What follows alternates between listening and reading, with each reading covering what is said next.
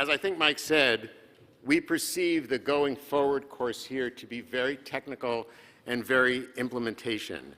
And I'd like to talk about those within some very specific issues. So if you think about the lack of capacity, we all know that right now we don't have capacity in our communities to serve the mental health and substance abuse needs of this community. Where's that capacity going to come from? Is it going to come from the community-based nonprofit world? Is it going to come from public counties? My best example is Bain Capital just bought up the methadone maintenance clinics in 6 New England states, New Jersey and Pennsylvania. Is it going to come from private equity? Okay, Bain Capital, Mitch Romney's company, right? Romney Care. No, this is not Romney Care, folks. It's a business opportunity. Okay, a large private equity firm just bought 80% of the stock of the largest correctional health care provider in California. Okay, this is a process that is going on. CCS and Geo Group just combined. The Geo Group Mental Health Services just became part of CCS. Corizon just brought in a new CEO, Woody Myers, who was a public health director, right? That the environment is changing, and the environment is changing because this question of who will provide these services to which folks now have an entitlement is now on the table. And this is all, we are exactly 3 months and 3 days into healthcare reform, and this is already happening. So one of the crucial questions is that, who will serve them? The other question, I think, will be, what will be available? Paul Samuels mentioned that in New York State, there's a mandate that court-ordered services be provided under the insurance program. That's actually the opposite of what exists in most other states, where insurance companies have gone to benefit exclusions that said that they get to exclude court-ordered services from coverage. Well, that's crazy if that's part of what we're doing now. If a service is medically necessary, why does it matter whether it's court-ordered or not? Okay? But this whole question is now, again, a very specific implementation question. Okay? Who will define medical necessity? How will it be defined? Will it be defined by the plans?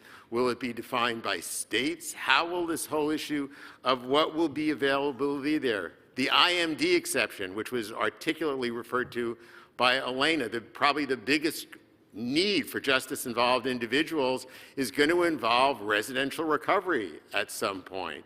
What is the IMD exclusion going to mean? How is that going to handle? That parity is the rule, but the question is going to be operational.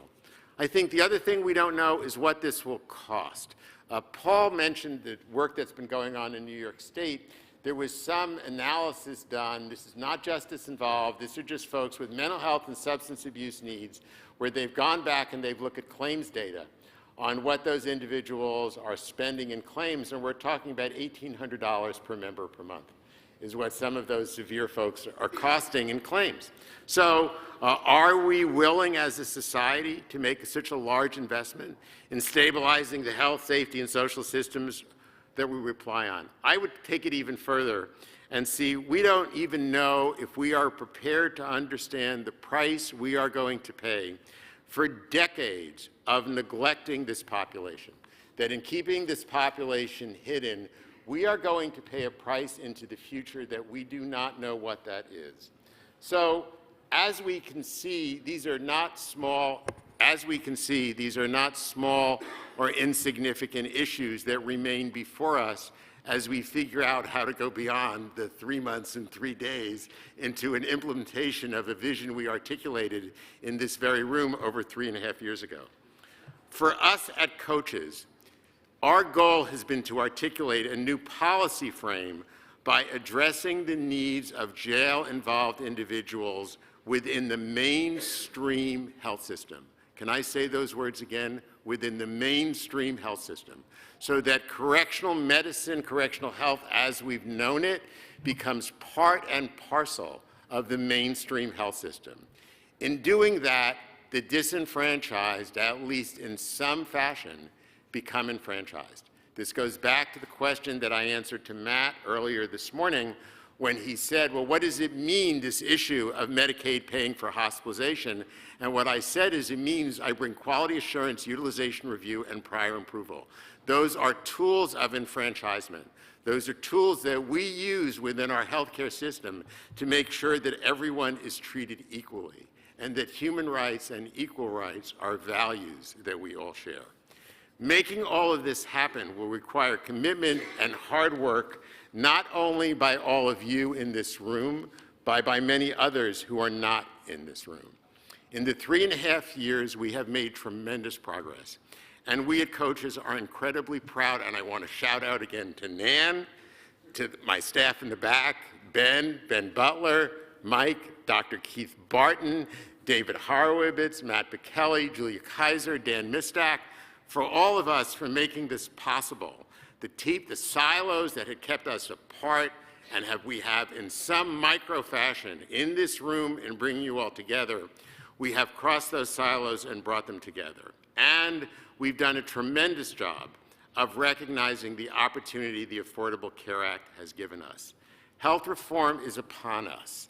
$7.1 million people enrolled in coverage through the exchanges, approximately another 1 million folks enrolled in the same risk pools through the individual market. As Marsha Regenstein told us, a significant number of those are going to have involvement with the justice system.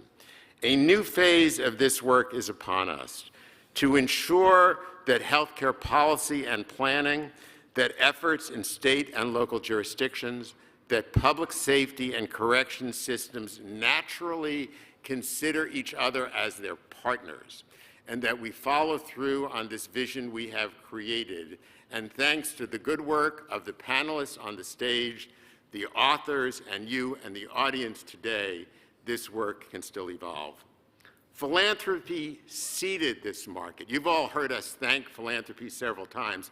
We are here today because philanthropy seeded this market to ensure that the criminal justice population was included in healthcare policy considerations. This did not happen out of thin air. To make this vulnerable, high-risk, high-cost segment of our society visible. Those of us in this room need to continue to ensure that this population retains that right and that access of their newly found entitlement. Cochs has been very gratified to work with you for the past few years. And in particular, we want to extend our gratitude to the Robert Wood Johnson Foundation for its core support that began 9 years ago when Nancy and I first made our trip to Hampton County, Massachusetts.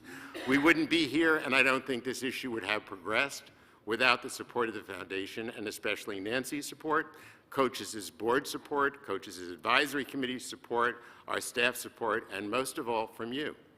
But like all good things must come to an end, the Foundation's core support of Cochs, which has carried us forward for these 9 years, is likely to end within a short time. So the questions I ask you are, how do we carry this forward? How do we continue to operate across all of our silos to ensure that the opportunities created by healthcare reform are leveraged to their maximum extent? And how do we ensure that the policy changes, many of which you just heard me recite, how do we assure that everyone gets a seat at Mike's lunch counter and that we don't have to wait the 4 years before we take that vision and turn it into reality? That's a lot to think about. That's a lot to ask you about. On that note, I want to thank you all again for being here. I want to remind you to fill out your evaluations, as Nan encourages me to do. I want to tell you that within the next week, this conference, which was webcast live today, to over 100 attendees. Okay, remember, folks, we had 225 seats.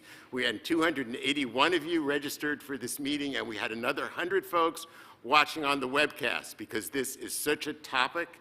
This will be available in the webcast for those of you to share with your colleagues sometime next week. Thank you, Paul Seltzer and Spark Digital, for making that happen. And thank you once again, all of you, and safe travels. Thank you very much.